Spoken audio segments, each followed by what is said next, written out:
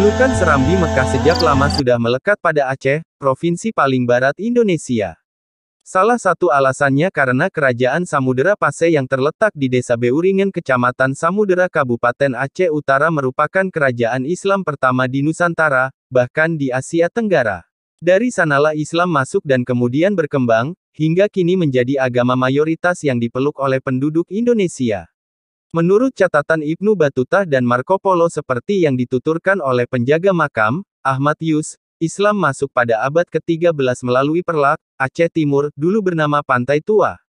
Saat itu Pantai Tua merupakan kerajaan Hindu sehingga rajanya tidak bisa membaca Al-Quran. Sementara utusan dari Arab yang berjumlah lebih dari 300 orang dan menggunakan bahtera, kapal layar, mencari sosok yang bisa membaca Al-Quran guna menyebarkan agama. Saat itu sepeninggal Nabi Muhammad SAW, di tanah Arab Islam sedang terdesak. Maka sampailah utusan tersebut ke pantai Samudera dan menjadi perjalanan terakhir karena disitulah satu-satunya raja yang bisa membaca Al-Quran. Raja Kerajaan Samudera Pasai yang mulanya bernama Merasilu pun akhirnya bergelar Malikus Saleh, Malik yang Saleh. Utusan tersebut diperintahkan menuju ke negeri matahari terbit karena di situ terdapat orang yang dapat membaca Al-Quran. Sebelumnya mereka sudah ke Barus, sekarang Toba Ternate, serta beberapa negara lain.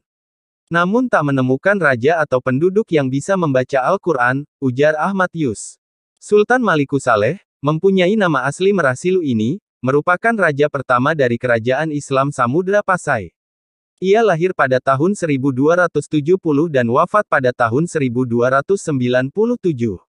Malikus Saleh merupakan seorang raja yang saleh dan rendah hati. Berkat dari perjuangannya, agama Islam berkembang pesat di Aceh dan Malaka. Dan Malikus Saleh merupakan raja kerajaan Islam pertama di Aceh menjadi ikon peradaban masyarakat yang adil sejalan dengan konsep syariah.